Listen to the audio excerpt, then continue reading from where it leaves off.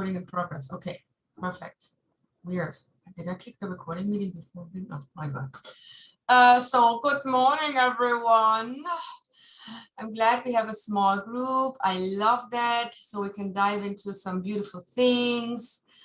I will go through the module that you already saw, just so that in case you have any questions, then I'm just going to sum up some essentials for that. And then I'm going to jump into module 4, which is a little bit more fun stuff, as I call it. So let me share my screen. Sharing screen. Which one am I sharing though? Good question. Hold on, something is not this one. Share the screen of the screen, but I'm going to move you over. Do you guys see a PowerPoint in front of you? Yep. Okay, great. So this is what we're going to do today.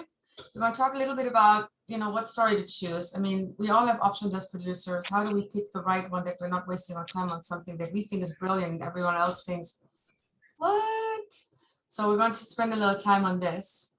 We're going to talk about feasible budgets. We're going to talk about, the process of packaging, which in itself is an adventure. Getting project on screen. We're talking a lot about profit, the path to profit, as I always call it. But a little bit about the group project, which is an extra credit project that you may or may not want to do. It's not something you have to do. And I'm going to do one case study, which is actually a case study that is offered as an assignment, as an extra credit assignment. So we're doing this today here together. And then you can just send it through, do it maybe yourself on your own, now that you've done it with me, and then you can just send it in, you get extra credit points. Yay. So first I'd like to ask, does anyone have any questions about the first two modules that you guys went through? I understand to a degree the difference between gap and mezzanine financing. I know you didn't touch on that but briefly, but can you, is there a time that you would go for mezzanine financing and not gap financing? Yeah, always. Okay. But mezzanine financing carries a higher payback. So with that, you do that because they would be willing to fund it because they're going to get more money. They're taking on more risk. Here's the thing. First of all, let me tell you that what happens a lot in the beginning is that you guys will ask questions that will be answered in a later module, but that's normal. That's normal, Robert. I'm still going to answer your question. That is normal because when you start diving into the material, it's like, hold on, what's this, what's that? So what I often do with my classes, I give you guys summaries of stuff, but I dive into things a lot deeper as the course goes along. So any questions always welcome. So let me talk about mezzanine. In essence, what you do with the bank loan, it's a loan that the bank will give you based on the pre-sales that you were able to establish and based on the unsold rights that you still have and that you hopefully will sell. That's called a senior loan, and it's called a senior loan because it recoups in first position. When money comes in, the bank gets paid. The mezzanine lender is kind of the same. What they don't do is they don't do pre-sale because you already got the pre-sales from the bank. But they will recoup from unsold rights. They basically take the collateral that the bank that gave you the senior loan didn't take. Remember that this bank that gives you the gap loan wants to have 200% coverage, meaning if they give you $1 million, they want to see $2 million reflected in rights that you can still sell. Obviously, they only will take $1 million because the loan is only going to be $1 million. So the mezzanine lender looks at the other $1 million that senior lender didn't take and say, well, they're not going to need it to pay off their loan. I'm going to use it for my collateral. So based on what's left that the bank is not using, the first senior lender, they will offer a mezzanine loan to you. Their coverage, meaning the collateral coverage, is not as high as the senior lender because they don't require 200% coverage. So let's say a mezzanine lender would give you, there is this $1 million left. They wouldn't just give you $500,000 because there's $1 million left that the bank is not taking. They look at it and they say, well, we might give you 700 or 750.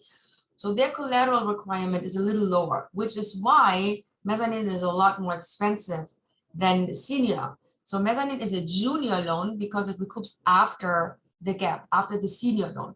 So the recoupment position is different. The collateral requirement is different.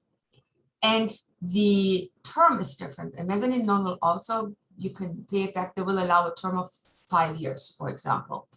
But you're paying like 12% each year. It's insane. And you're paying sometimes 15% each year. And the problem with mezzanine for me is A, it's very expensive. B, if for whatever reason my movie doesn't recoup in time, and sometimes it takes a little longer, they have the right to take my movie and just fire sale it, and then I lose my equity, which actually happened to me on one movie, and I didn't, you live and learn, as we say. So it is a little dangerous proposition. I always like replacing mezzanine with equity. The only time I do mezzanine is I don't have enough equity. If I, for example, when I myself invest and I want to invest in 2 movies at a certain time where I have this and this amount of money of equity available to invest in films because I raised, let's say, $10 million in equity and I need 15 to do a bigger movie, then I will slice up the pieces and will use my 10 to maybe do a third movie that came in, and that's just great. In that case, I would have to maybe replace some of my equity that I was willing to finance now by mezzanine lender because I want to take the opportunity to do another project, but I don't have enough equity in the bank right now. And that's the reason why I took this mezzanine loan that I'm talking about.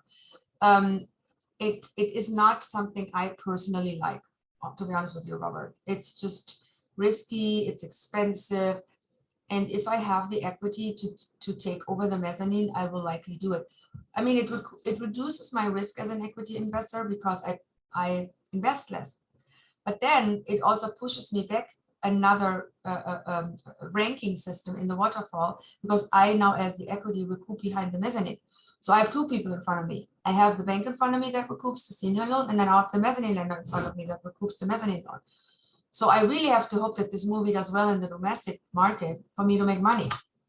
Again, I invested less, so the risk is lower, but sometimes I like to invest a little more and make a little more because I also make more money as an equity investor if I put in more because I get 20% on the money that I'm investing. Does that make sense? So there is, Yeah. There is different ways of looking at this mezzanine depending on where you stand. And I hope the answer was not too convoluted, but it is something that's great to have if you don't have enough equity, but it's also a loan that you have to be careful with because you could lose your movie or TV show, right? We were just talking about questions for module 1 and 2. Some of you came in after we started the recording. Is anyone else there with a question for module 1 and 2 that I can answer? Could I ask a follow-up question to Robert's question? Yes, go ahead. So in the case that you mentioned that, like you would prefer equity more, but but I thought having equity would also be kind of expensive for like the filmmakers / the producers, right? Like we make less because of equity. It actually is not, because if you look at it this way, let's say you have a mezzanine loan for 5 years and you pay every year 12%, 12 to 15%. Look at how much money you're paying every year for interest. The equity investor, 20%. Now the equity investor is going to want a part of profit participation. It's okay because they're recouping with you. The cost of money is potentially lower for equity than it is for mezzanine, depending on how long your term for mezzanine is. Okay. Interest is so high, Okay. And with the equity investor, Kate, you have someone who's like a partner who goes on the ride with you. Yes, they want to be paid back at some point, and hopefully, your business plan tells them you get paid something in 3 years, and then you get paid another something in 4, and then you get something 1 5, and hopefully there's money coming in. But even if there isn't, even if you're not able to keep those milestones, they cannot take your movie away. Okay. Movie, so the equity is actually helpful to us as producers because they're on our side. Yes, they might, we might share the goodies with them, but they're putting a gun to our head if we don't pay them back in time, if that makes sense. Okay, got it. Yeah. Thank you. But that's a very good question. Thank you for that. Okay, peoples, let's get going. Oh, wait, can I add one more question? Sorry. Of course you can. Thank you. On the extra credit thing that we were doing with the Taken in London, and you ended up with $187,000. I just want to be clear, that spreadsheet that we were working on, that was just in reference to financial, international monies, because the profit of $187,000, nowhere in that is the domestic numbers, right? I want to say that the extra credit, well, first of all, there's 2 things you look at. The international sales estimates that you are taking as a basis for your financial plan, where we say international sales estimates should show between 70 and 75% ideally if we want to go for profits. That is only international sales estimates. That's only international distribution revenues. Absolutely right. The case study that you did, I believe, took under consideration that you were selling the movie after it was finished, meaning you cannot use it for your finance plan as a basis to bank your numbers, or to, you know, to take a sale or to do a pre-sale. But you can use it as a recoupment component when you put your financials together. So when I put financials together, I do take domestic under consideration, and I usually use between 25 and 35% of the budget, as I have seen that to be kind of the lowest denominator on my films, where I see what's coming in right now. So I do use it for the recoupment consideration for the revenues later when I make money, hopefully. But I'm not using it for the funding component. So meaning in that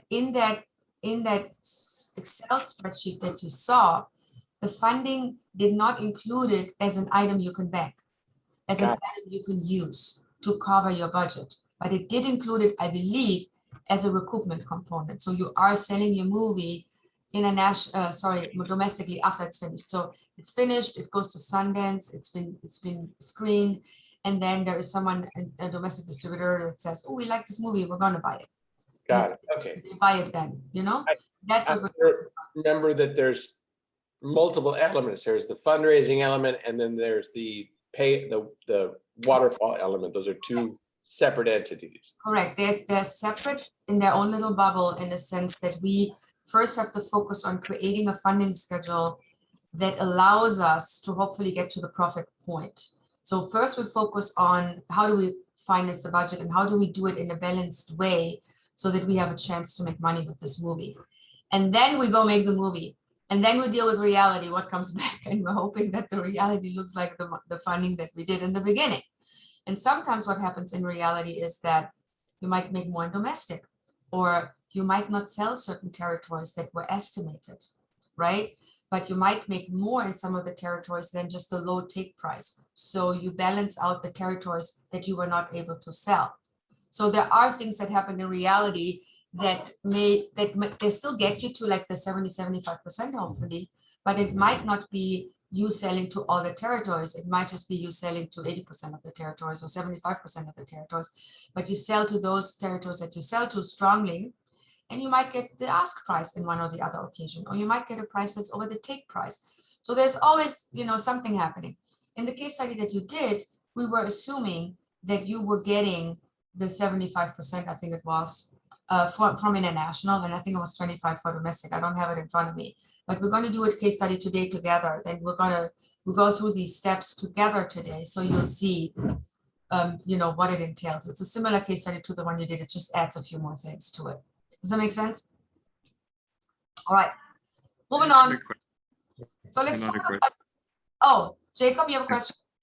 Yeah, it might be a stupid question, but with regards to production incentives, like those incentives we talked about in the last class, for example, like filming outside of the state and stuff like that, how does the bank make money on that? Because I saw that. Yeah, I can tell you. If it is a bank that cash flows your incentive, it's basically like a loan that you pay back. They will charge an interest. That's normal. In the case of the bank cash flowing your credit, you are responsible to pay the bank back. You are responsible doing your tax return. You're responsible talking to the incentive region to make sure that you get all the money that you were estimated to get. And it's then your responsibility if you do it with a bank. If you do it with an incentive lender, that's a specialized company who does just that, or in many cases does this in a different way than the bank does, meaning they give you a discounted version. So let's say you have an incentive of $1 million. This incentive lender might give you 800,000 on this incentive.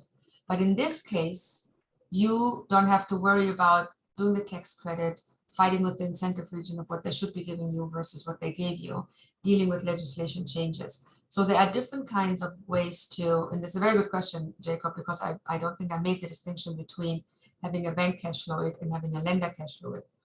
So in this second scenario, the lender charges you more of a fee, but they take on the risk of any potential changes that can happen in the legislation while you're doing your movie or while you're putting it together. So the risk for you is lower, the fee for you is higher. The bank throws it into the loan that they give you. They give you a pre-sale loan, they give you a gap loan, they give you an incentive loan, they throw it all together and they charge you interest. That's all. Same bank for all of this. Okay, I gotcha. Right? But this loan is your responsibility to then pay back. I don't like banks giving you tax credit. I rather go to the incentive lenders, and there are so many of them and they're very good, that I rather just deal with a separate entity on that component so I don't have to deal with that. The other problem is when the bank loan, if you do it with the bank, then that tax incentive is also paid back potentially by your revenues. Meaning they don't say we're only recouping our tax incentive loan from whatever you get from the tax incentive. The bank says, I recoup my loan from whatever comes in. I don't care where it comes from. So your tax incentive loan might potentially have to be recouped from distribution revenues, and you don't want that. You want that to be a separate thing, ideally. So it's really kept in its own bubble for risk mitigation purposes, and it becomes a non-recoupable finance source. With the bank, it's a recoupable finance source. You lose the advantage. However, of course, you get the money as a revenue stream when you go and do your taxes and you do all that stuff. But there have been problems. For example, when I shot a movie in New York, I did a movie with Jason Statham in New York. While we were doing the movie and while we were putting it all together, New York gave us an incentive. I think it was roughly 25%. And then while we were shooting and we were done, they changed the law in saying, we don't actually give you the money when you do your tax return at the end of the year. We'll slice it up in 5 years. So we pay you in installments. Can you imagine? It's a disaster. So yes, I get the money, but I have to wait 5 years to get it all. I mean, who wants that? So, and I think I didn't have to take the risk because someone else incentivized or took the incentive and cashed it for me. But it was a bit of a shocker. And that happens all the time because these incentive regions, they do change legislation and they do change laws, and sometimes they run out of money and you have no control over this. So I don't like this kind of risk. Yeah. By the way, I figured out how to do the blur thing. Yay. I didn't do it today because, I think my background's forming, but I figured it out. So thank you for that. I had to actually update my Zoom. Okay. So now we're talking about. Yeah, no, this is just something I've been thinking about. So the last time you also mentioned that you thought Viacom would sell Paramount Plus. So I was just curious why you thought that. I think. I don't know. I mean, sometimes you have people that work in places and sometimes you hear little rumors. When I say these things, it's like me being your crystal ball. I don't know. I cannot foresee the future. What I do think, and that's really just me having a personal opinion, is that these streamers are going to combine themselves a little bit more. So I do think there might be more polarization going on over the next year or two. But who goes with whom, who decides to merge with whom, I don't know. Paramount to me, Paramount Plus is like a little stepchild that I think still has to find its face and its clothes. So it's not quite branded yet. So that there could be two things. It could be they don't have enough money. It could be that the leadership is not clear on the direction. Could be that they were just not, they just did it to do it. They need a streaming platform, so now they do it. Or they're just starting out and they're still trying to figure out where they're going and what they're doing. So in the end of the day, it could mean they're going to be building up and get bigger, or they get sold or want to be sold. I mean, it's usually one or the other. So, but yeah, I don't know. I mean, it's just like, my opinion is as good as yours, as anyone's, honestly. Okay, let's talk about some stuff. So talk about some creative things. While we are not, writers, most of us, we still need to know what a script looks like. We still need to know how to work with writers and make a script better, because it is our job as producers to optimize our content and develop it in a way that it can be sold, and develop it in a way that it's really strong. So with script structures, and it's a little different for film than it is for TV, but they all kind of go the same direction. There are drama, I call them waves, because they create emotional waves. They create receptive waves for us. Storytelling is something that when we see it, it's an emotional response that we have to a story. But believe it or not, that emotional response is created. It's created literally through math. It's created through a structure. And, yes, there are countries that have a different story structure, and the culture there is used to that story structure, so that's fine. Most of the Western structure, most of the global audience follows this 3-act structure.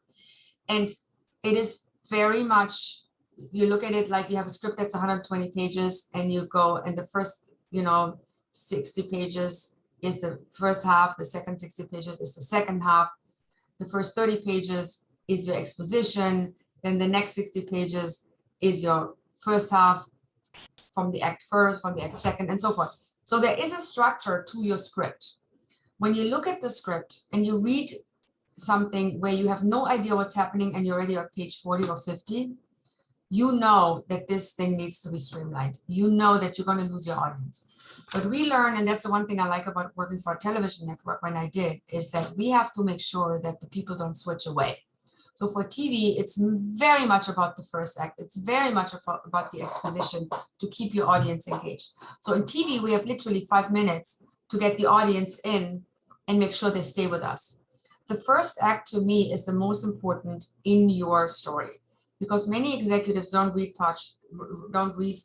blah, blah, blah. Coffee, don't read past page 30. I'm one of them. When I read the first act and it's slow and I don't understand the characters, I don't know what the deal is, what is their problem, what am I going to watch here, I lose interest. And all of us are so driven by, the fastness of today, the fastness of how we receive information and how we want to get to the point. That translates into our scripts.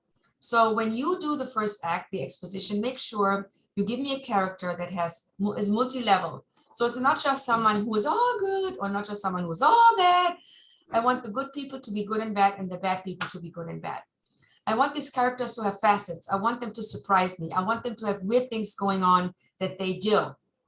For example, when I watched the series Monk, you have a detective who is a germaphobe. the guy has to, figure out murders of slimy bodies, and he's a germaphobe. That contrast is a good example of a character that you design with contrast. Breaking Bad, a teacher who is a high school teacher, I think he was, and then becomes a meth lab king. He becomes a meth king. You have this lovely family man who ends up killing people. So these kind of characters is what we want to see in scripts, not just for television shows, but also for feature films today. So when you decide who is my lead and who is my villain, you have to pay attention to making them multifaceted and making them surprising and giving them little quirks that might stand in the way of who they are and what they want to do. It's real life. All of us are black and white. All of us are good and bad. We all have different facets in our personalities, and that's good because we're human and it makes us who we are and it makes us interesting. The same needs to apply for the stories we tell today. Now, when we talk about characters, it's one thing. The same applies to the story itself. So when you watch a movie, you find sometimes this reminds me of this or this reminds me of that. And my husband hates watching anything with me because I always know what's happening next and I always know how it ends. Because I can predict. When you're a storyteller yourself, and we all are storytellers as producers, we develop a sense for story. And if I can actually predict what's going to happen next and how it ends, that's a bad thing. I don't want that. I want to be surprised, and you want to write something and work on something and develop something where the same happens. The reader is surprised because that's your in. That's your in with the studio executive, that's your in with the network executive, with the streamer, and with your cast, and with the director, because they look at this and they read this and go, oh my God, you really took an interesting twist point here. So every time you do your setup in Act 1, you do your confrontation, and you do your resolution, you want to be separating them by turning points and plot points that are not predictable. So just think about telling a story where the murder, let's say it's a crime story, where the murder is the most unlikely person anyone would ever had estimated. Ever. So think about who would be the absolute person that wouldn't make any sense. Wouldn't make any sense for them to be the murderer. And then you have that person in mind, and then you work your way backwards by giving them motivation in little things you planned in the stories, because you don't want them coming out of nowhere and like, okay, well, I'm the killer, but I really don't have a motivation. You don't want that either. But you do want to have something where it's very surprising. And when the resolution comes in the end, it's a satisfying resolution for the character and for the story.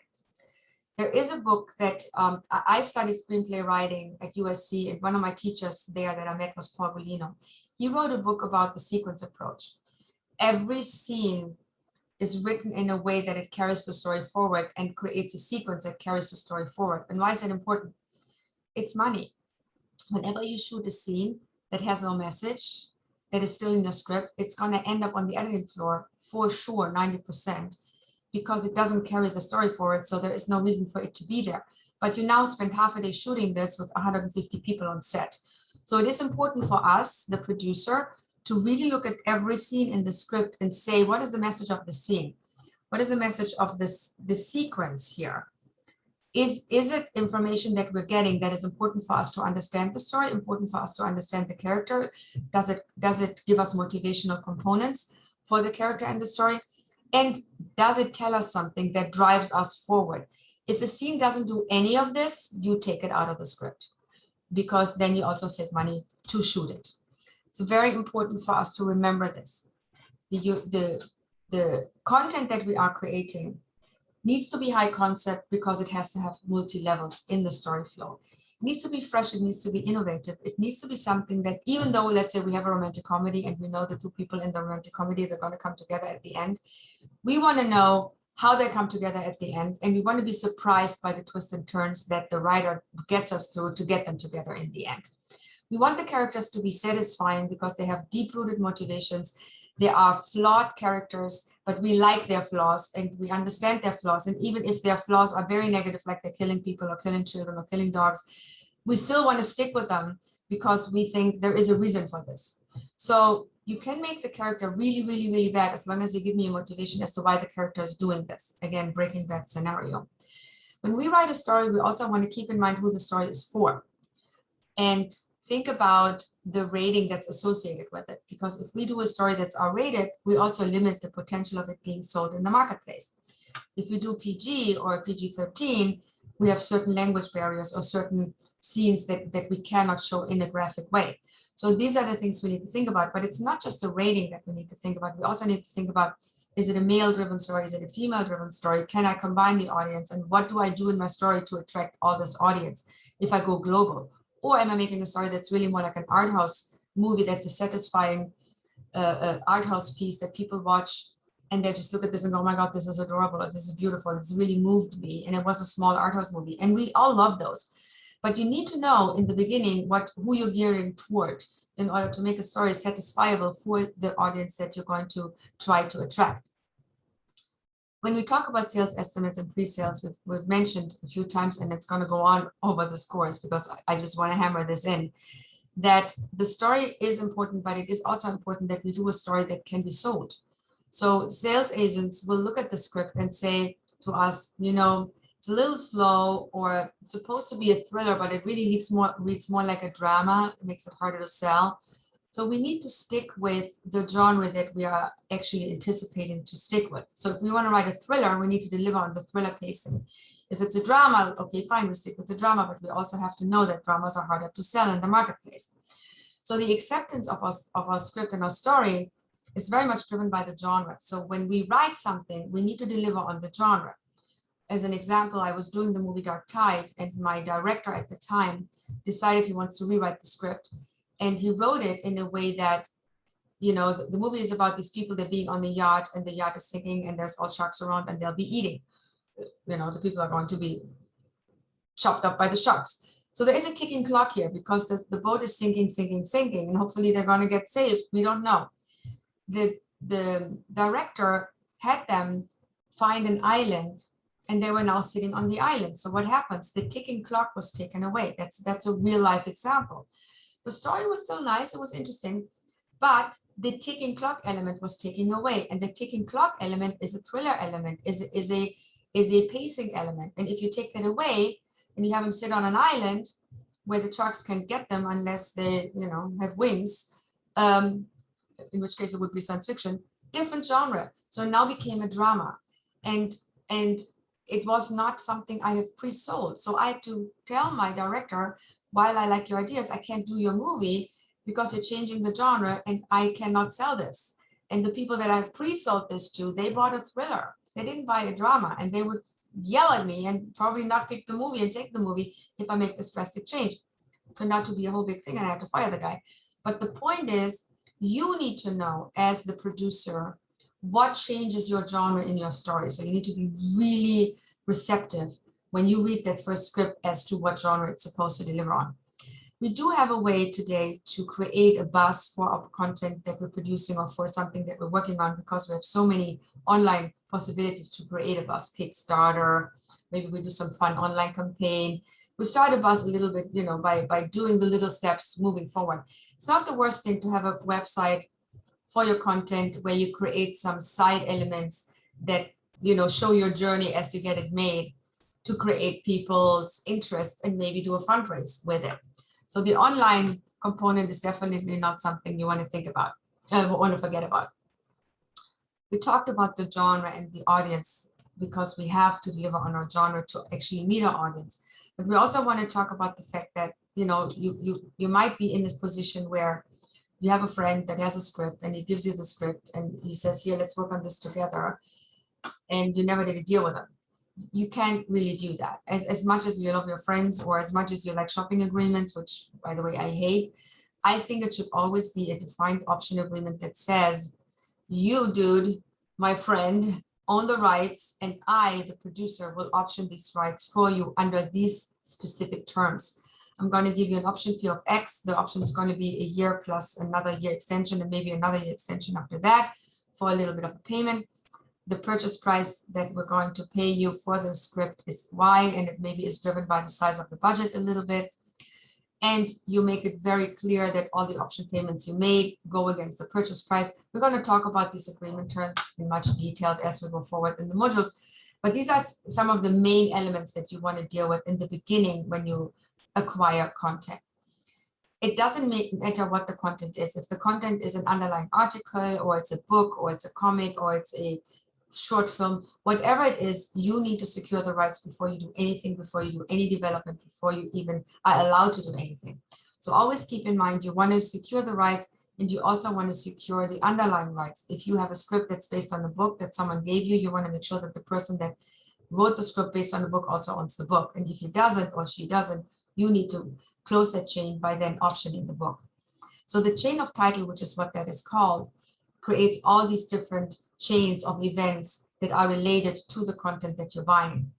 You also want to be sure that in the development phase, let's say you have someone, I don't know if I shared this with you, but I'm developing a TV show, a big, large scripted TV show. And the writer that I'm working with, and I'm writing it with the writer, has a wife, and she is a novel writer, and she's great.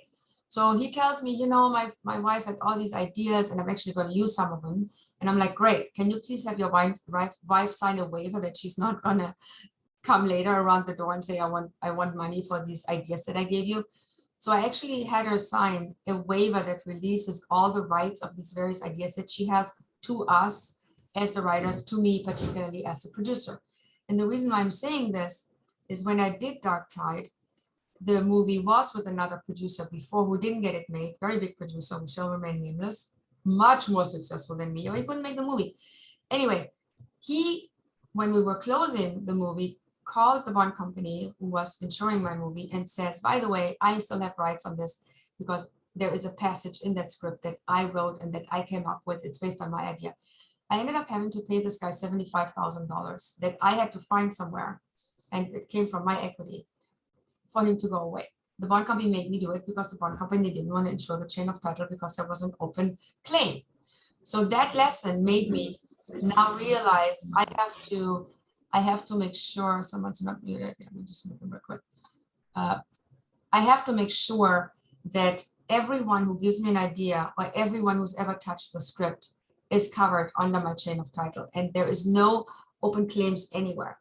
So you need to really dig deep into the content that's being suggested to you to make sure there's no claims, there's no money against it. What can happen is that another producer had it before, they did development on it, they might even have gotten some location scouting done, or they had some rewrites done and they paid a writer. All these costs are against the IP, meaning the project. And if you don't know those, you can be in trouble because later on you're going to have to pay them or a portion of them. So you need to always ask about, it's called turnaround fees.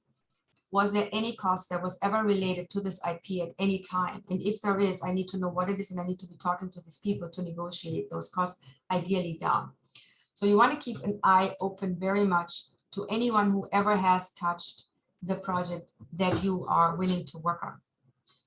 So we know that the script is one element to create value for you and to be something that you want to do, but the other element is the packaging component and the budget component. Packaging means we're going to attach a director and cast.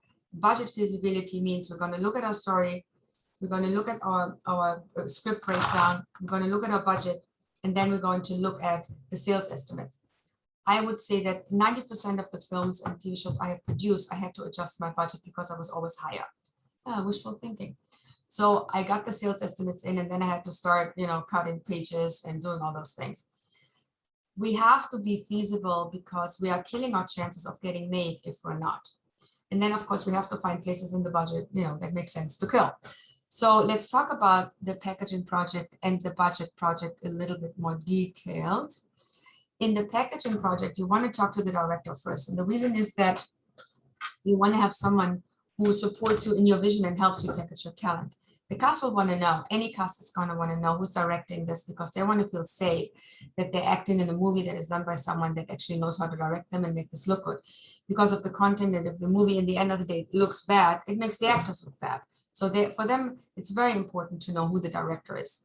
The vision that you have with the director should be one that you really need to be clear on in the beginning. So when I have a script and I hand it over to a director, I don't tell them my vision. I have them tell me their vision first. So I talk to the director and I would say to them, so here's the script. What do you think? How would you do this? What would you what would you base it on? What mood would you go with? What colors would you choose? I go very much into the details of the visuals and also into the details of the actual, genre and story flow that they would want to see, because a script is two-dimensional. The vision makes it three-dimensional. And believe it or not, your vision and the director's vision can be very different. Have the director share their vision with you first before you share your vision with them. If their vision is one where you say, oh my God, that's actually very cool, I haven't even thought of it, great, take it. But if their vision is one that is not yours or very much differentiates to yours, you need to really be clear about the fact that you're already creating a problem if you're hiring this person. Because early on, you've already figured out that he wants to do something else and you want to do. It's not an ideal situation. You do have the option then to say to this person, to this director, here's my vision and here's why I was going with this. What do you think? Are you open to adapt your vision? Or do you think that there is a meaningful consultation here for you to consider maybe changing yours? It's a conversation you can have. And if the director then says, you know what, I actually like your vision better than mine, I think it's great, and then they go with yours, that's perfect. But if you get any pushback, you got to be careful with hiring this person. Now the cast would come later. You talk to the cast, you talk to the director about the cast, obviously. They give you their cast ideas, you give them your cast ideas, and you figure out, have you worked with someone like this before? You want to work with directors who ideally have worked with the people before that you're trying to cast. I mean, that would be the ideal. So you want to bring up cast early on when you talk about your vision, and you want to say, here's who I want to hire. You've worked with these people before. What do you think? Can you bring them on board? Would they do this movie with you? Give me your thoughts on this. That's the easiest path. You have to be careful with directors, even known directors who have not worked with the cast or have no cast relationships, because it's going to make it so much harder for you to package. When you have a director who hasn't done anything lately that's exciting for cast, that can also be a problem. I had a director on a project. I couldn't get the project made because the director was very heavy hitting and he had all this track record, but his recent movies were not great, and to the cast, he felt a little dated, and cast likes new and exciting. So I couldn't get it made. So I had to literally figure out a way to release the director. So in your director agreement, you need to be sure to mention that if the cast is not coming on board, with him being on board, you have the choice of releasing him. And that's something you need to address early on. So when you do your cast. Ask a question. Hold on, okay, let me just finish this component. Oh, okay. Let me just finish this little slide here. When you do attach your cast, you will have to make pay or play offers. If it's meaningful cast, if it's cast that is A-level of some sort. For that, you're going to need the equity investor, which is why it's so important to do a little business plan first, so that you can attach an equity investor early on who will be able to then back your pay or play offer, because you're going to have to do that in order. Even I'm a producer. I've worked with CIA, with ICM. I've worked with all the agencies, and they know me, and they know usually when I make a movie, I'm going to make it happen. Even I have to make a proper P&A, pay or play offer that is backed by money, that they know this thing is going to happen one way or the other. You have to understand that a pay or play offer makes you liable. So that means that if you make an offer and you tell in the offer that's $1 million to Jason Statham, let's say, you tell the agent, I'm going to pay you guy $1 million. They're expecting to get paid no matter if you make the movie or not. So you need to be very cognizant about maybe limiting liability in that offer by making it subject to a completion bond closing. The completion bond closing is an event that happens only when you have all the money together, because the completion bond, the insurance cannot insure your movie unless all the financing sources are there. So what that means is that the pay or play offer is subject to this clause. So theoretically, you can get out of the pay or play offer if the movie doesn't work. In reality, it's not a card I would play. It is a card that makes you feel good because you don't have to then sell your house and make $1 million to play Jason Statham, but you also will never make a movie again with this agent because they now know you're not real. It's a very tricky thing. Legally, it's good to have this because you don't want to put yourself into trouble. In the reality, you really want to make sure you are able to pull this movie together somehow. And you're going to learn in this class how to do it, but you want to have a clear path of how to get this made. You want to communicate that path with the agent and saying, here's what I'm doing, here's my financial plan, here's where I'm at, here's where it's going to go, so that they understand, you have a clear understanding and clear path on how you want to get this movie made. Kate, what's your question? So all, like you were mentioning with the director and cast circumstance, I guess, that but all this is just talking stage, no contracts involved yet, right? When you package a director, there is an offer involved because the director will get a deal with you that is also based on an engagement. So you have a development deal in place with him, or you have a pay or play offer for directors in place too. I usually don't do pay or play with directors. I just do a development deal where I say to them, we're going to work on this project together. Maybe during the time of us developing, I pay you a little bit, pay you X, and it goes against the salary when the movie is being made. So there's always something in writing. And the reason why you have to have something in writing is because when you go out to do pre-sales, these attachments have to be firm. You have to have a pay or play offer that is signed, and you have to have a director deal that is signed in order to go out and say, I'm making my movie with director A and cast B. They have to show firm attachments. Yes, you can do a lot of the conversational part during the fundraising. What I do when I write my business plans, I say, I have this person, I want to cast this targeted actor, and I want to cast this targeted director. But I'm having this conversation with my investors, and I say to them, this is the target for my cast, this is the target for my director. If you help me with the pay or play and back it, I can close these people. Then we have a movie. So the investor understands there are steps involved in the development phase that they have to help us get to. And they also understand that if we take these steps and make them contractual, this thing is a go, this thing is a green light. So there is that, because if you have the cast and you have the director, you know you're going to make your numbers because you know what the numbers are, having talked to the sales agent about the cast that you're targeting and the director that you're targeting. This now becomes real. Equity investors, the beautiful thing about them is they understand that there are steps involved in every conversation.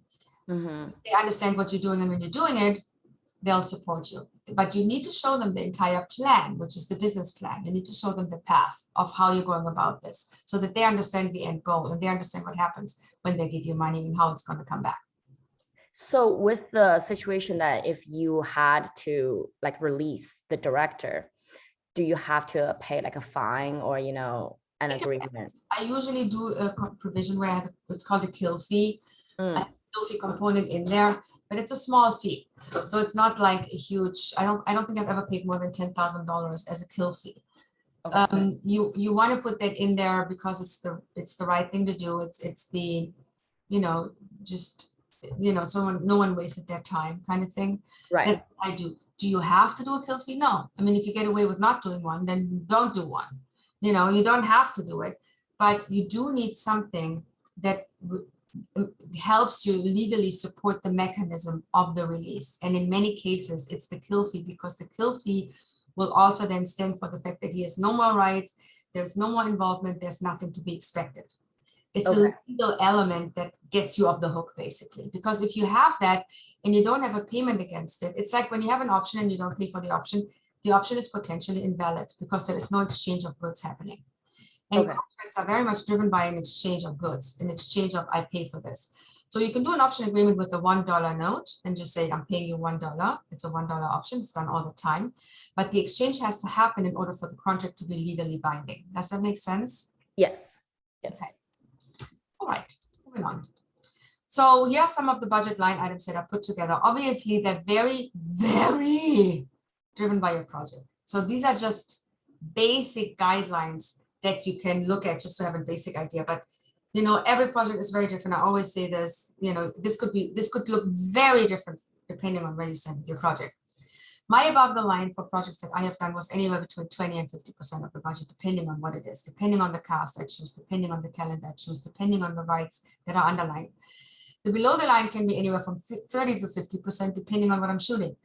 Am I using a lot of visual effects? It's higher. Am I shooting in very little locations? It's lower. So obviously below the line and above the line really are dictated with what kind of project you're doing.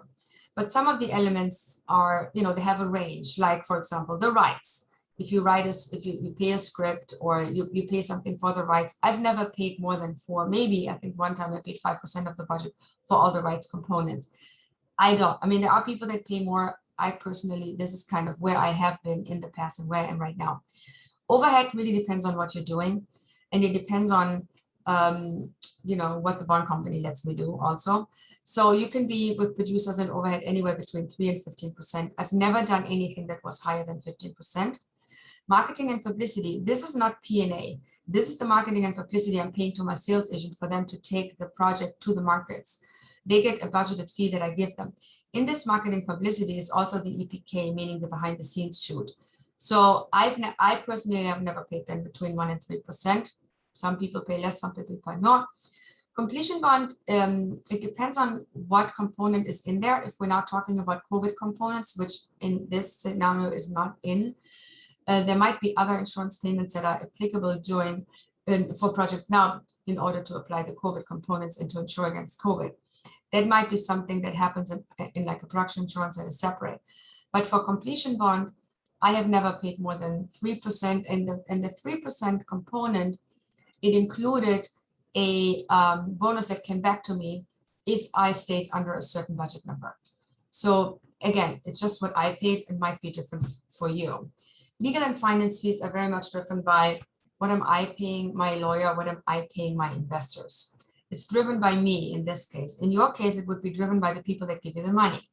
But you shouldn't ever pay more than 10% of the budget for those two things. Contingency can be anywhere from 5 to 10, depending on what the bond company wants. The bond company is going to want 10% contingency. You're going to want to have it go down to 5. This is money that you have to raise that is not really allocated to any budget line item. It's only used if you go over budget. It's basically your safety net. So your job is to keep it as low as possible to make sure there is enough there. So let's talk about sales agents and distributors for a moment. When we look at the sales agent, we want to have someone obviously who's as excited about the project as we are. How do we find that person? And how do we know they're excited? We don't really, but we need to kind of know who we go to first. What I do is I go look at the movie that I want to make or the TV show I want to make, and I look at sales agents and see what they are selling right now that is similar, or what they have in their lineup, meaning what are they taking to the markets. I'm not going to go to a sales agent who doesn't sell anything that is similar to my story and in a similar budget range. But I also don't want him to go to the marketplace with 15 stories and mine is one of them. I want them to have maybe 5 stories and mine is one of them for every market. So I want to be in a defined a number of lineup projects, and I want to be with a sales agent who has sold what I want him to sell before. I want them to tell me what their value is based on the cast that I have or the cast that I'm planning to attach and the director. So I want them to give me input on that. And sometimes they do and sometimes they don't. It's really driven also by what is currently happening in the marketplace because they might not know. So an actor that is hot today might not be hot tomorrow in the international marketplace. The beautiful thing about the international marketplace is that it's kind of behind the US marketplace. So let's say we have an actor that is no longer hot here. It's kind of a has-been, but it's still very hot in Europe. This gives us an advantage as a producer because we can cast that actor in our movie because the majority of our money comes from the international marketplace. So that's where we're looking at for recoupment. So that's where we are driven by with our packaging. So we could use an actor who, because they're not hot in the US, might be not as expensive for us because they're still hot, like, for example, David Hasselhoff. People love David Hasselhoff internationally. Ask me why. I think it's a great actor. I mean, let's be real. So if I do a show with David Hasselhoff, it's much easier for me to sell internationally than it would be in the US. And the US that might say, David, who? Oh my, who has been gone? We're not going to do this. So there are different components happening in the US. The US actors are usually the fresher, the newer, the younger, and they're not yet been established internationally very often. So sometimes what happens is I have an actor that I consider that is strong in the US, and the international market says, we don't care. We don't know this person yet, has no value for us yet. So it goes kind of both ways. So we have to figure out what actors are strong internationally that we can afford.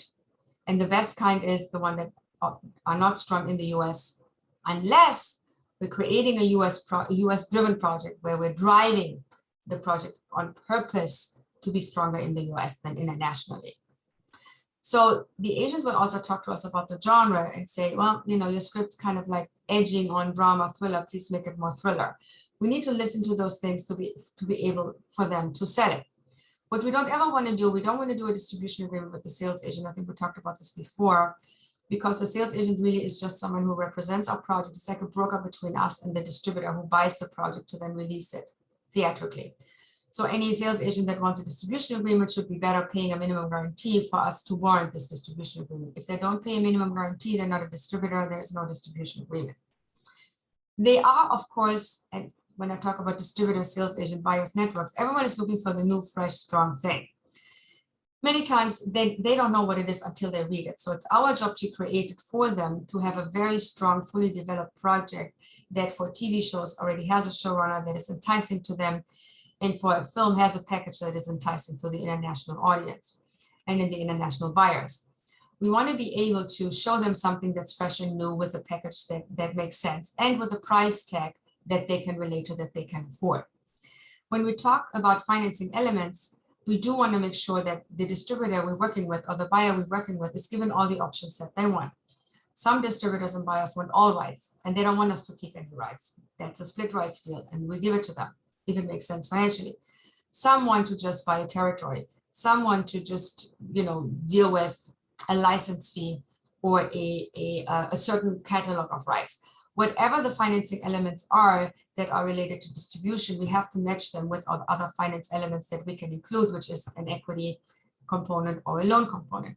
It is driven by what the distributors are doing with our content, because that kind of dictates what other finance elements we have to adjust. When I go look for my sales agents, I usually go to the meaningful markets like the American Film Market, Cannes Film Festival, Berlinale, maybe Toronto. I usually don't go so much to Sundance because it's a different kind of market where it's really more about the finished product. Even Toronto is sometimes more about the finished product, but the Cannes Film Festival, MIPCOM, MIPTV, it's not mentioned here, it's also in Cannes. These are the festivals that are leading and strong festivals where all the main buyers go to see what product is being offered for pre-sales or pre-buys and what content is coming up to the pipeline. We want to know about this and we want to know what we can do. So when we talk to talent agencies and co-production partners, talent agencies really work on two things. They either handle our domestic and or handle our packaging. Some agents will come to you and say, we really love your idea, really love the story, we want to help you package it. That's great. You're going to have someone there that in-house uses their own talent to support your content. Sometimes that happens. But what they also do, once the content is established and the cast is established, they then go out and do the domestic deal for you.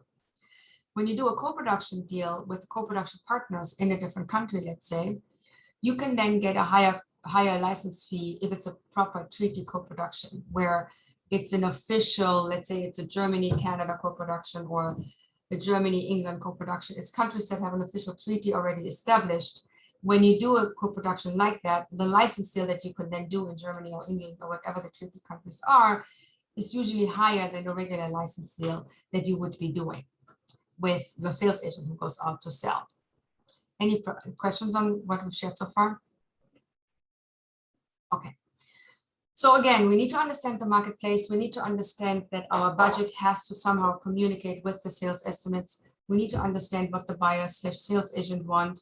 And we need to know how to start mitigating the risk for us as the producer and for the investor. And here's the first thing you're going to talk to the investor about is development financing. When we start putting our project together, sometimes we producers have to spend money to do that. We have to spend money to get the budget done.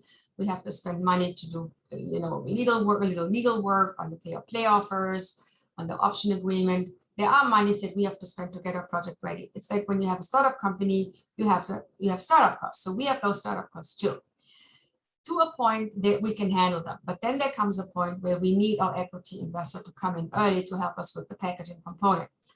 That development financing follows different rules than the production financing, or let's say it can. It doesn't have to, but it can.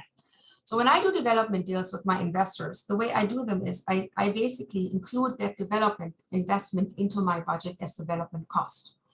So at the time I have the production financing together, it knows that the development costs are part of this budget. So the production financing also covers the development financing. I also include the cost for the development financing in the budget, which in my case is often 20%. So let's say I have an investor giving me $500,000 as development financing. I would tell them, I'm going to pay you 20% on your $500,000, which is 100, and you're going to get it paid the minute we are closing. You're not going to have to wait until we make recoupment. You're not going to have to wait until this movie is being sold. When I close the movie and I start shooting is when you get paid your development money back and your premium.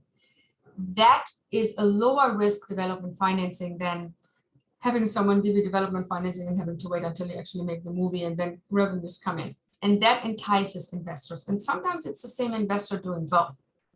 You might have an investor who says, I'm going to give you this portion for development and I want it back when you're closing, and I'm going to give you this portion for equity for the production financing. You just need to offer them both, and because the likelihood of them going for development financing the way I described is higher in my experience than having them wait until they make the money back and they just basically give you a portion of the equity financing that they would give you for production in advance now for development. It's less riskier for them if the development financing is done in its own little budgeted line item in its own little bubble.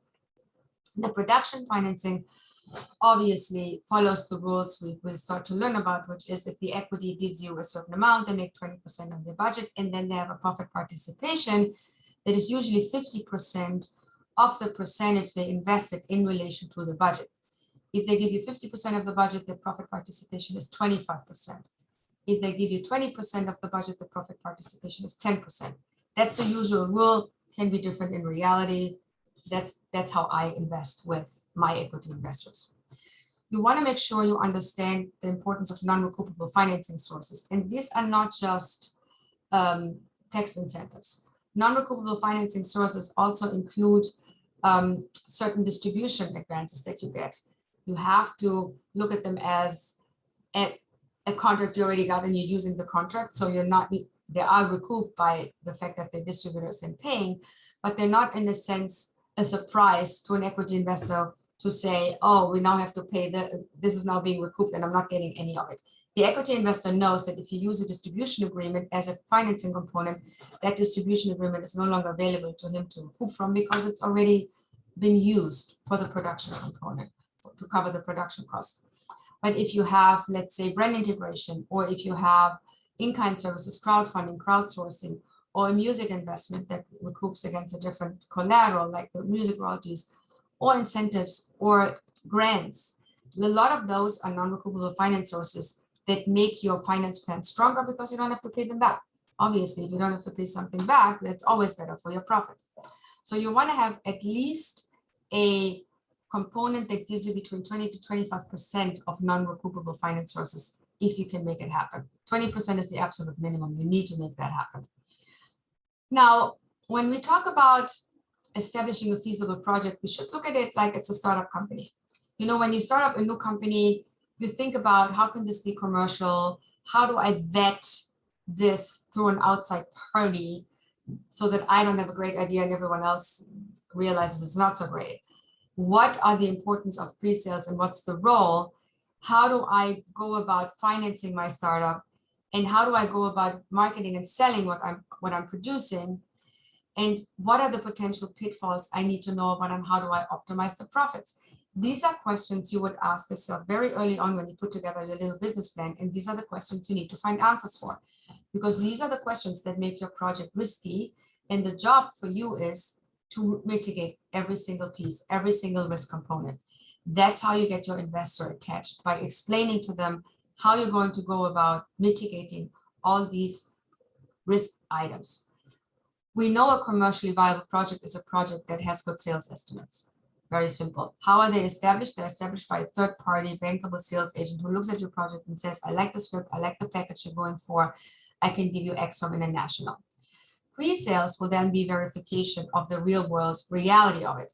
The sales agent can say to you, I like this, and here's my sales estimates, and then you can go out and do pre-sales, and all of a sudden pre-sales come back and they don't verify the numbers he gave you. At this point, you need to adjust the estimates. The pre-sales are important because they give you a real life picture of how the market is responding at this very moment to your content piece. We do have to think about financial elements that are optimized in their balance. And the reason for that is because we have a finite recoupment corridor. We have a finite buckets of rice that we can sell. We only have so much available to sell to make our money back. So we need to be really cognizant about a finance plan that looks at the collateral that's available. Collateral is our distribution rights, and makes sure that every piece in the finance plan can be covered by the collateral we're offering. Collateral is the sales estimates for international and our estimate, our personal estimate, obviously after talking to people that maybe work in the domestic field, for the domestic market. So those two components, domestic and international sales revenues, are a finite bucket of us for us to use to pay everyone back. So there isn't like, okay, we're gonna have a fantastic box office component. I mean, you can do box office in your business plan. I don't ever do it. I don't want to run the risk of something flopping and then I promised $20 million box office and I got one. So yes, there is a potential for something to break out and be a box office success. But for your business plan, I think it's healthier to say, we're not going to take any box office risk. We're going to go by licensing revenues where the distributor, the local distributor, takes the box office risk. We don't. They already paid us, so we don't take that risk. It's something to really keep in mind when you put these finance plans together, not to put something in there that could be a breakout scenario and that is maybe not likely. So when you talk to the sales agent about, what deal terms are important for you to secure that bucket for yourself, you need to make sure that they don't charge you arm and a leg in fees and expenses.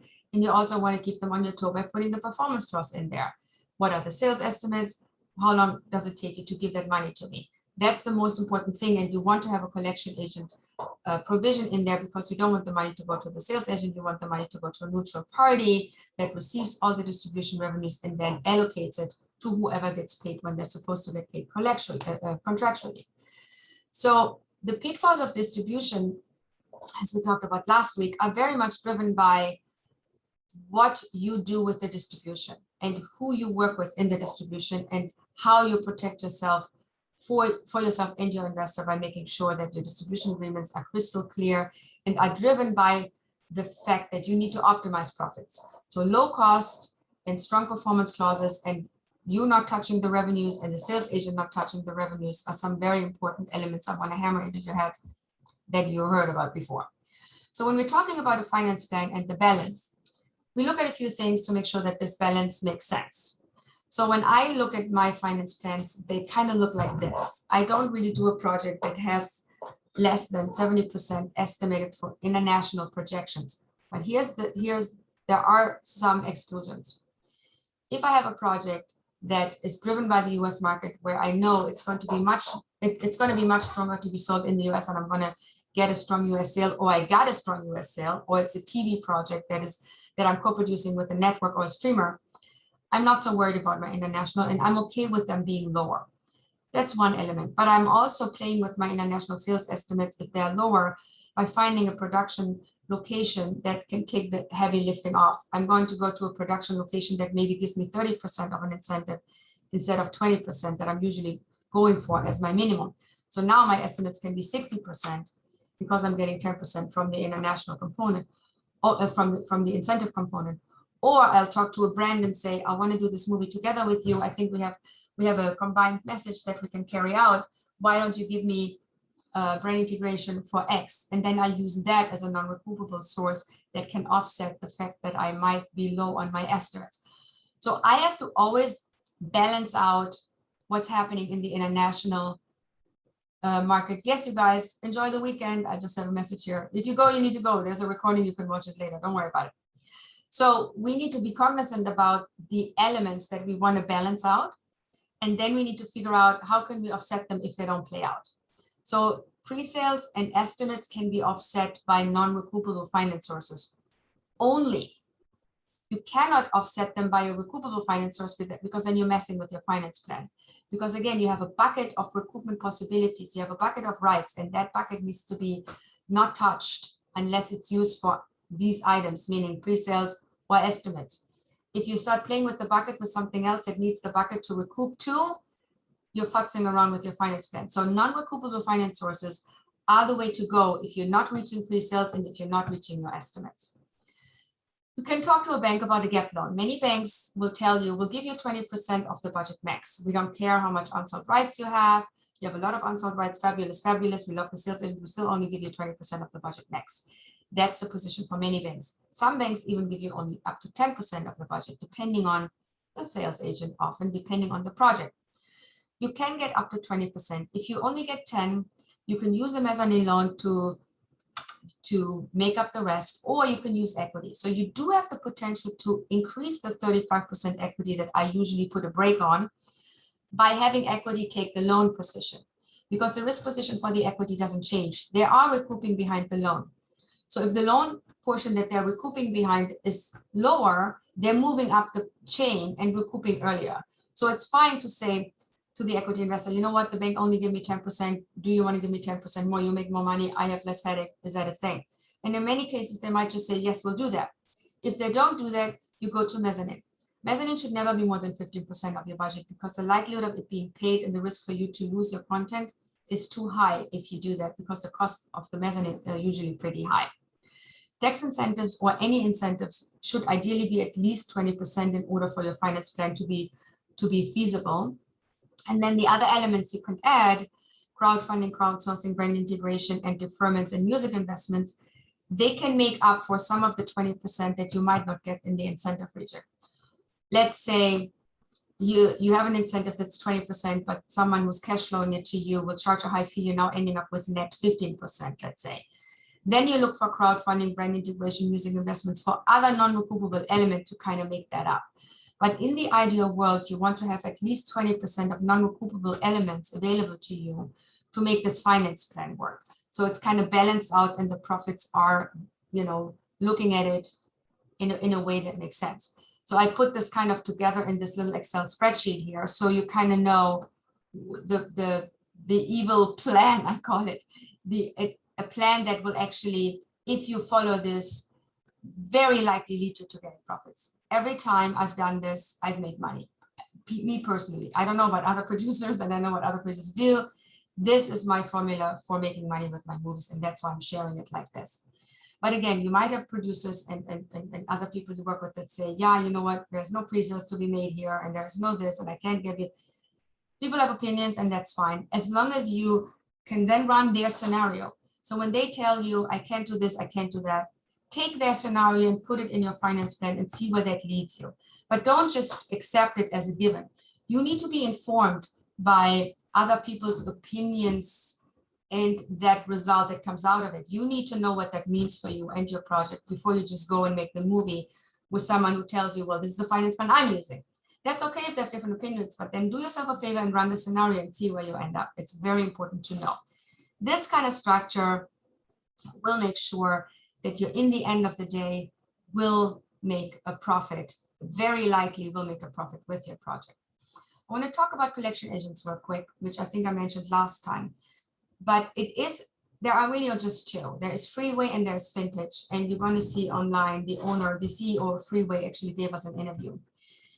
They are very important for you to not be liable, because the minute you don't touch the revenues, you're not liable for what's happening. I mean, you're liable in the contractual way that you did a deal with someone, but you're not liable in a way that then the equity investor can say to you, I want to audit you. If they want to audit you, they would audit the collection agent, and let them audit the collection agent, because you didn't touch any piece of revenue that came in. You didn't give anyone any money. It's all done by the collection agent. The collection agent is there to take all the money into one account that they create for your project and pay it in accordance to the contractual obligations you have agreed to when you started doing these finance deals. So they are the ones paying the bank. They are the ones paying the mezzanine lender. They are the ones paying the sales fee to the sales agent. They are the ones paying the sales expenses to the sales agent. They are the one paying your equity investor and paying the premium and paying the profit participations. They are the ones paying the guild. They pay everything. You don't need to do anything. And it's money well spent. I think they charge 1% and a setup fee of $3,000 to do this. I cannot tell you how many producers I know that do not use collection agents. I don't know why. Maybe they don't know about it. It is not something I recommend you ever do, ever, ever. I want to look at a financing scenario that shows you what happens to a movie when a financier gives you all the money. So let's assume you're making a $5 million movie and you have an equity investor saying, I'll give you all $5 million. Yay, you go party. I got all the money from one person. Yay. So we're going to do a thing. We're going to say, okay, we're going to make this movie. It's $5 million. We're going to assume we're going to make international 75% of our budget. Okay, we're going to make 3.75 from international rights. We're assuming we're going to make 35% in domestic. Okay, now we're going to make 5.5 million on our $5 million movie. Not great, but it's something. Okay, so this is our assumption, and the equity investor gives us everything. So all of this is zero. Equity give us 5 million. We make the movie, we're making 5.5 million back. Now here's what that looks like when we are running the recoupment. We have to pay a few people. We get back our 5.5 million indeed. We have to pay the collection agent 1%. We have to pay the sales agent money because they sold our rights. They want to get paid. They're not doing this for free. This is 16%, which is 15% plus 1% in expenses. It's very low. We have no bank loan, so we're not paying the bank back. Okay. Then we pay the equity, it's $5 million. And as you see here, we can't even pay the equity, the premium, because we have a loss of $435,000. This is what I need you to understand, why it's important to not just use one equity investor, because you're going to have to pay all these people. And the likelihood of this being higher is very real. So let's look at the same movie and plug in our actual financing sources that we have just learned about. What would that look like if we just do it in a balanced way and plugging in all the things we learned that we should be plugging in? Here's what that looks like. The finance plan is this. We're still going to make 35% of the budget from the US. We're still going to make 75% international. Our revenues are the same. Our budget is the same. It's the same damn movie. We're doing the same thing. But here's what happens. We got our 35% pre-sales coming in. 20% of that is usually paid when the distributor signs a contract. So when you have a pre-sale, it says in there, usually payment installments are 20% on signing, 80% on delivery. So they give you, they give us, the sales agent, and he holds it in trust, 20% upfront when they sign the deal. We can then use that 20% later as a finance source. So this is the first money we're making, the 20% the distributor pays. So here's 350,000 we just made. Yay. Then we're going to go to a bank. In this case, we're making it simple. The bank is going to give us a cash flow for all the pre-sales that we have secured. We secured 35% of the budget in pre-sales. The bank gives us 1.75. Obviously, the bank is not going to give us the down payment because we already got it. So they're deducting the down payment and giving us 1.1 million for right now. So that's our bank loan against the pre-sales that we have established. So right now we have 350,000 from the distributors that is the down payment, and we have 1.4 million from these pre-sales that we made that the bank will give us as a loan. The bank will also look at what rights are available, what can they give us as a gap loan. So when we have 3.7 million, and this is $3,750,000 as pre-sales that are estimated, projected to be received. Of that, we now have actually pre-sold 1,750,000. We are left with $2 million that we can still sell. The bank looks at the $2 million and say, okay, I'll give you 50% of it. They give us a gap loan of $1 million. The bank loan is therefore $2.4 million. So the gap loan and the pre-sale loan together make the 2.4 million. And then we go shoot this in an incentive region because we were told we need to do 20% non-recoupable financing. Here we are, we're shooting it in New Mexico, paying some fees, ending up with 20% net, $1 million. So the equity that comes to, we now made 3,750,000. The equity that we need to cover the balance, in this case, is 1,250,000. So this is our finance source. We're basically applying what we've learned about. Same movie, same revenues, same everything. And what, are we making money with this movie now or aren't we? Guess what, we're making money. We're paying again the sales agent. We're paying the expenses. We're paying the bank loan. We're paying the equity. We're paying the premium. We're making $318,000 where before we lost $435,000. This is for you to understand how important it is to use these financial elements that I talked to you about. Any questions on this? Okay, let's quickly talk about the group project. We know the group project is an extra credit thing, and you can meet with your group. The group leader sets up these meetings, and you talk about the project that you want to put together. When you put this business plan together, by the way, I'm sending you this, obviously. These are some of the elements that should be in the business plan. You have your log line, you have the summary, you have your characters, you have the vision, you have the locations that you want to shoot in to give me an idea where it's all happening. You give me ideas with like visuals of the mood and the colors you want to choose. You talk about your target audience and the marketplace that you're accessing. Maybe you have some brands that you want to combine forces with. You talk about similar projects that you're going for and what you know they have done, if you do know, otherwise just mention similar projects just to give me an idea of where you're going with the journey.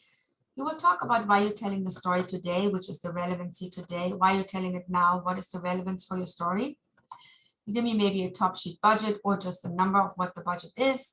You tell me what the sales estimates are that you have projected for your show or movie. You give me a preliminary finance plan with something that looks like what we just did. And then you give me a projected return for the equity because you are first and foremost structuring this business plan for the equity investment. And then you talk about the risks, as we mentioned before, how you want to mitigate those risks. And you talk about the team that you are planning to attach that ideally has track record. So you can talk about someone to say, I'm going to co-produce it with so-and-so because they've done this before and they're very excited to producing this with me. So these are the nuts and bolts of what your business plan in the end of the day should entail.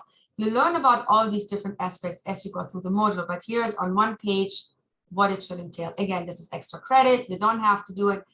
I think it's good to do it because it basically sums up all you learn in the end, and now you get to apply it, and now you can go out and actually raise money, and now you know what you need to have in your hand and to be able to do that. Now I'm going to run you through a case study that is an actual movie with an actual financing component where you actually pay interest to the bank, and we're using some of the real life elements that we will deal with when we go out and actually do a movie. So this is, by the way, the assignment that you can do if you want as an extra credit assignment. In our case, we're talking about a movie that is a budget of $18 million. Our sales agent is going to charge us 15% of a sales fee and 1% of expenses. We're going to have the US rights sold by a talent agent. So we're not paying now the sales agent to do the US rights. We're separating the US so we can save money. So we're not paying 16% on US rights as well, like in our earlier example, because that's not really what happens in reality. In reality, you're hiring a talent agent and they're somewhere around 5, sometimes 7, sometimes 8, but I've never paid more than 10% for US rights. We have the collection agent in here that we're paying 1%. And we're going to assume that we have 40% of profit participation that goes to the cast. So in this study that we're doing together now, we're actually now going to pay profit participation to people. The equity profit participation we have to figure out because we don't know yet what the equity component is, how much profit we have to pay them. So we're going to figure that out as we go together. We are assuming that we get 75% paid from international revenues, and we're assuming that we're selling the movie after it's done for $5 million to a US buyer. Here's our estimate, 75% of the budget from international. We're assuming we're going to get 35% pre-sold. We are assuming that 20% of that we can get upfront from the distributors. We're going to talk to the bank about giving us a loan. They're going to charge us a 5% interest on the portion that they're cash flowing the contractual pre-sales for. And they're going to charge us 9% on the gap portion because that's an unsecured loan that doesn't have contracts against it. So there, the interest is higher. We have a 25% eligible incentive, but we also have an incentive lender who is going to charge us 15% as a fee. And then we figure out what's the equity component. The equity wants 20% premium, and they want 50% of whatever the relation is of the investment to the budget. That will be their profit participation. So this is a real life movie that we're now going to put together, looking at all these real life elements. This is the first time we're doing this, right? So let's talk about what the movie is worth. We'll do a project valuation first.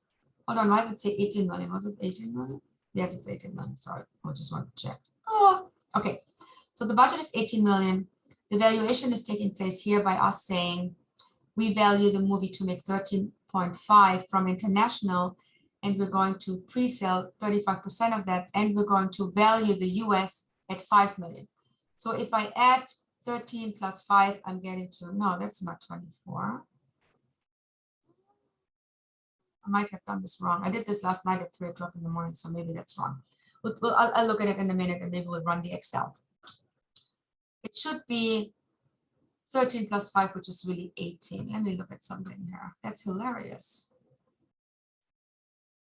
All right, I'm going to run through the scenario. This might actually be incorrect, but I'm going to send you the Excel and we might just do the Excel later.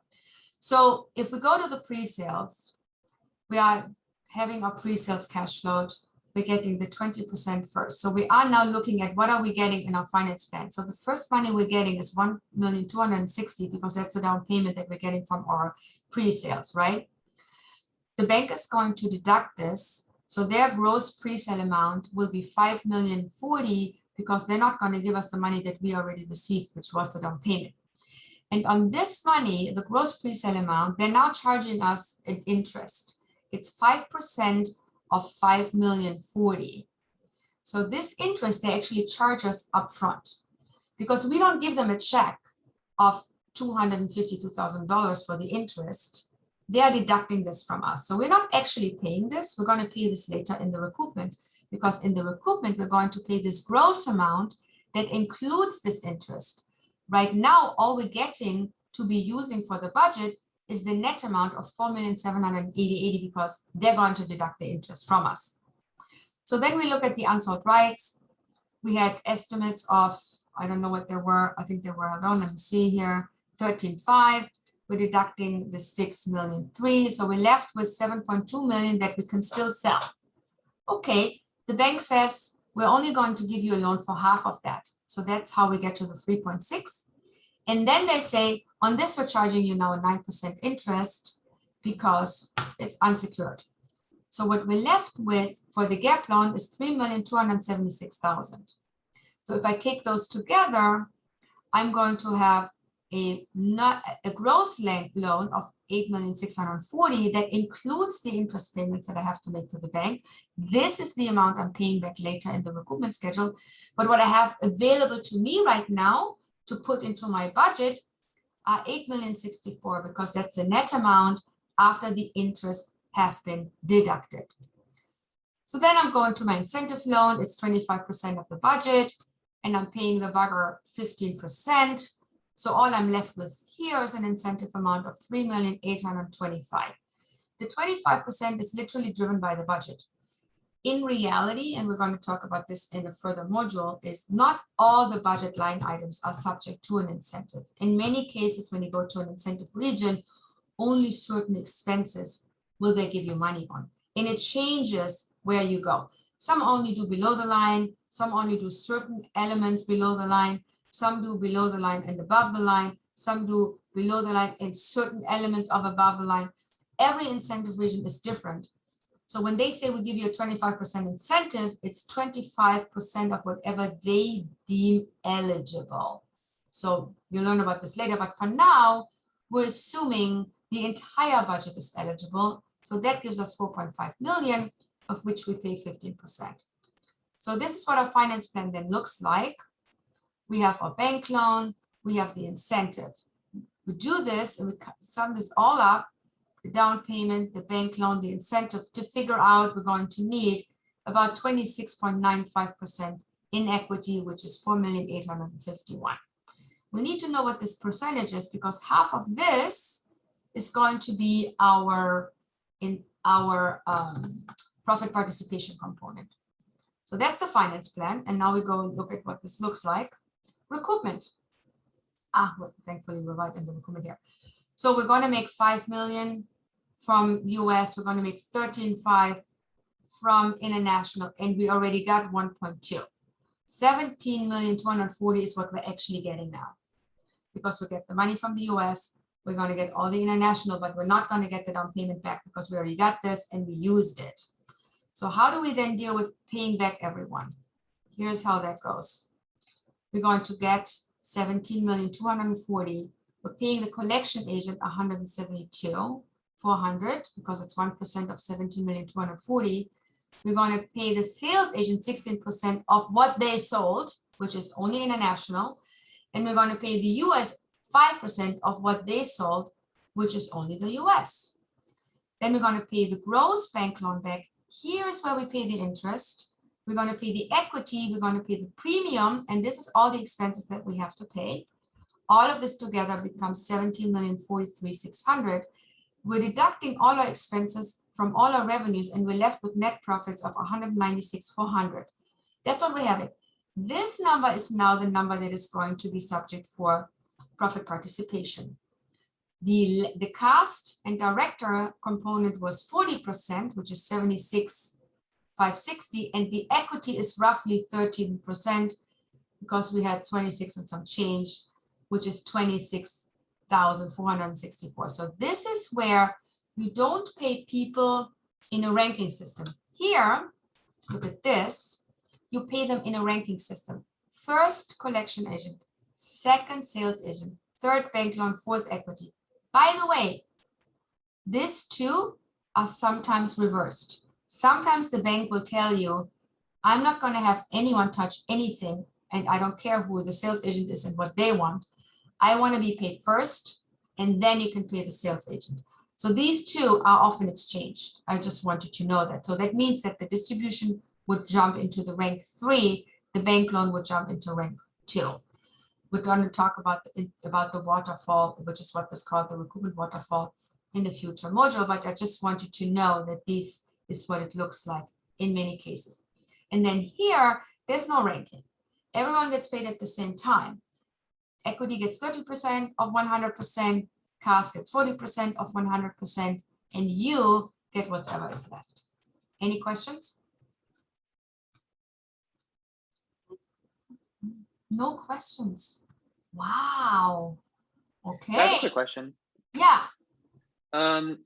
So when you get your loans, I mean, this is just like a very specific technical question, but who is usually legally on the hook to pay them back? Is it the entire the primary producing team? Is it usually one person? Is it?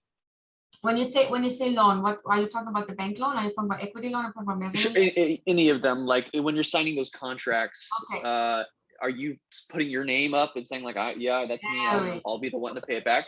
Or do you? Very good question. Love the question. No, you never, ever, ever, ever, ever sign anything personal. You have an LLC that is your movie LLC.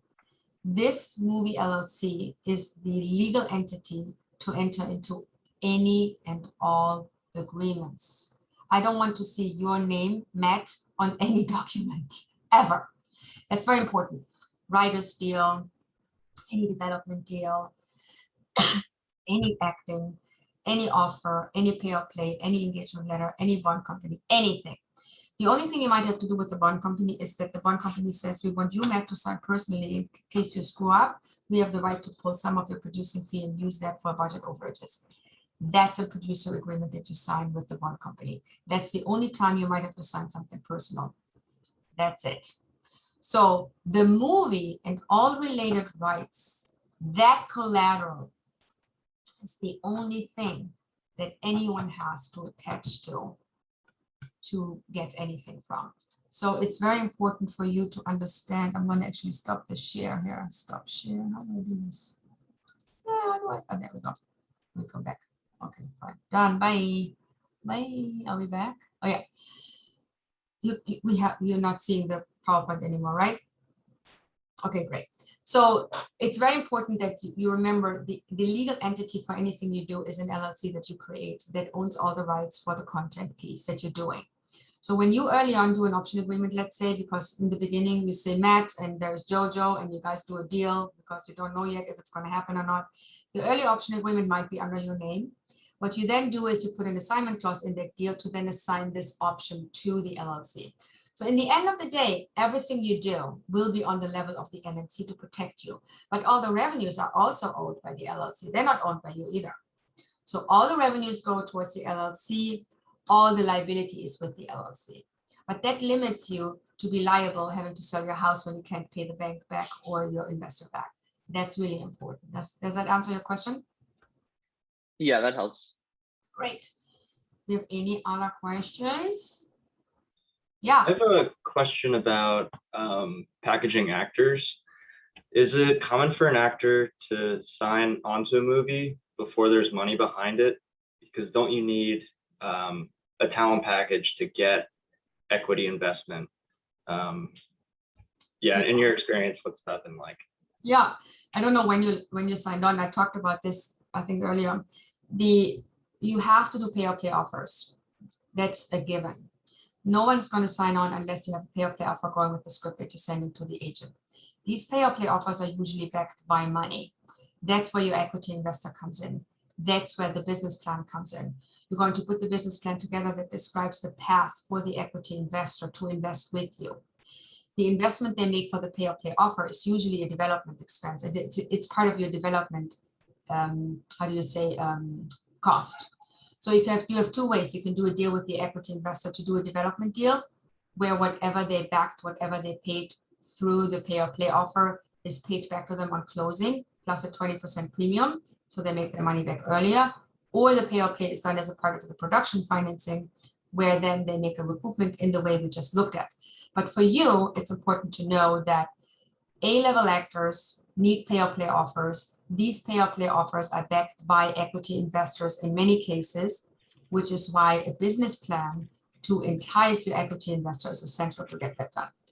Yes, actors do sign on, otherwise you have no project. How are you going to make the project happen otherwise? But I do offers. I always do pay or play offers. I walk the agent through my plan. So the business plan that I have with them, I will tell them, here's my equity that I have for you, for your guy or girl, for the actor, and here's how I'm going to finance the movie. This is my plan. Obviously, the agent knows you don't have all the movie together yet for all the money together for the movie, and they're okay with it as long as they have a backing for the pay or play offer that you're going to do. But for you as a producer, it is important to have something in writing because you also don't want to be left standing where you're saying and selling a movie with Jason Statham, and Jason Statham says, yeah, I didn't really sign a deal with you. I'm not going to do that other movie because I like that better. Because your entire project would break down and all your time would be wasted. It is also good for you to have a proper deal in place with the actor because the actors are as locked into this deal as you are as a producer to them. Okay. Yeah. Thank you.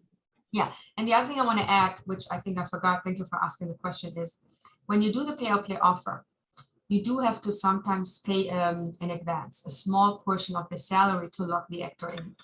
I have paid anywhere from 10 to 25% of whatever the salary was to lock the actor in. To the earlier point when I said when money exchanges, then the contract becomes real.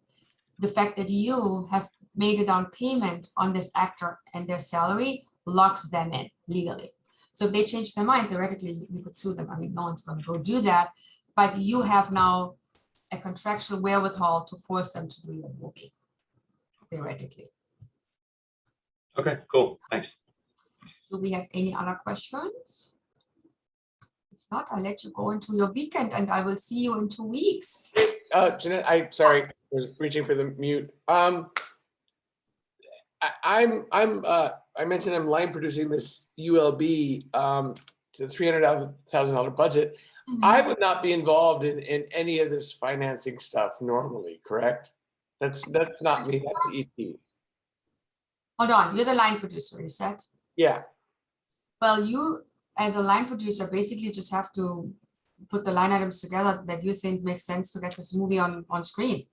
That's your only responsibility. You're not responsible to raise any money, no. great, okay. If Because you're responsible to raise money, you should be an AP, you should right. have more money, and you should want to do that in that case. Oh, well, no, I do want to do that. And I want to apply all of this stuff. You should then become an executive producer. You should get a higher fee. You should get a fee also based on the money that you raised, and you should have an ownership in the project. Yeah.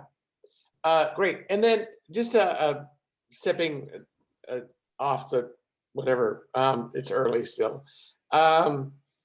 Is there any value to taking additional classes in things like bookkeeping, accounting, project management, becoming a black belt Six Sigma or anything like that? You know what? What I did, I took a screenwriting class. I studied actually screenwriting at a different university at UC. Shouldn't say this, but I, didn't know what UCLA at the time. It was just early. So I did screenwriting because I wanted to know the language that I can apply to my writers. It's very important that I understand them and that I can talk to them on their level, because otherwise you always hear executives saying, it's not, they have these big words, it's not moving for me, or it's not, it's like, what? Like vague feedback. Writers hate vague feedback and they can't really do anything with it. It is in my interest and it saves me time if I know what I want and can communicate that in a very hands-on manner. So I studied screenplay writing. The other thing that I think, and you've maybe done this, I do think it's okay to do a line producing class. I like to put my own budgets together. I like to know when I read a script, can I afford this? Do I want to do this? So I've done line producing. Accounting, no, because you have people for that. Hire an accountant, hire EP, let them do this nonsense. That's like going into too much detail. If you like,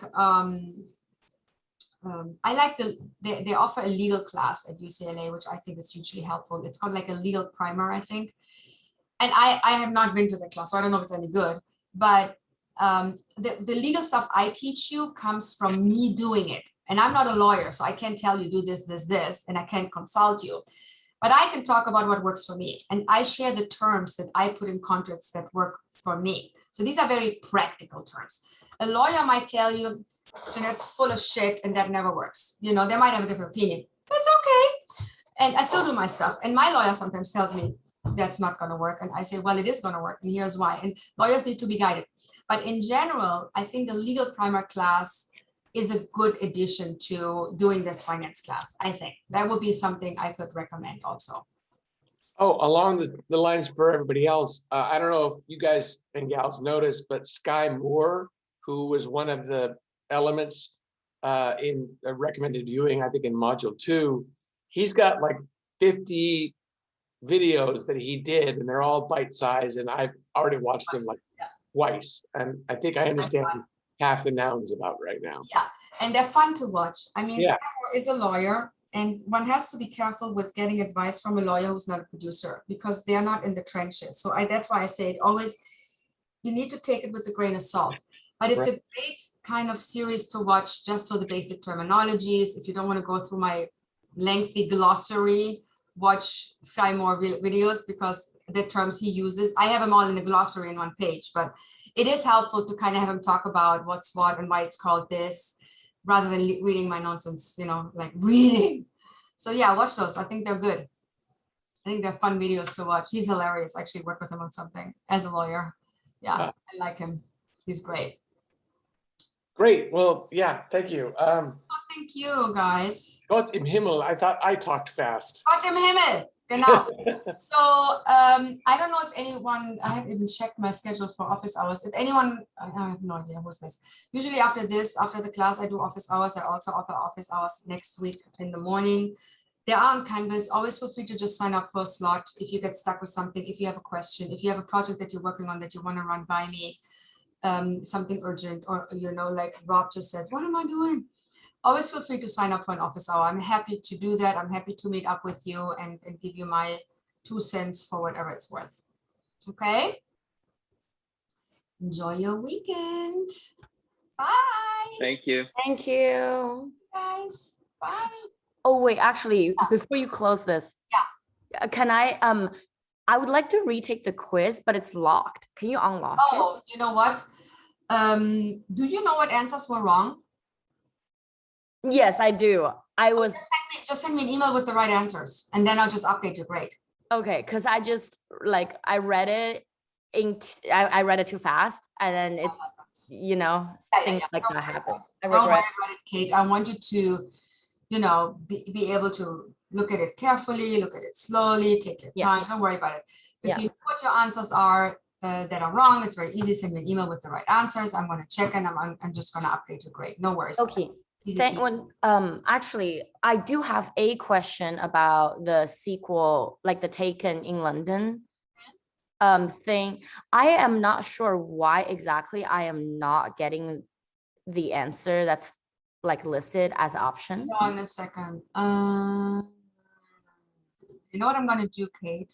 Mhm. I'm going to end the recording because I don't want to give people the answer, and I'm going to log on with you again, and we'll go through it together. How's that? Thank you. Thank you. Is it the same link? Same link. Great. Thank you so much. Of course.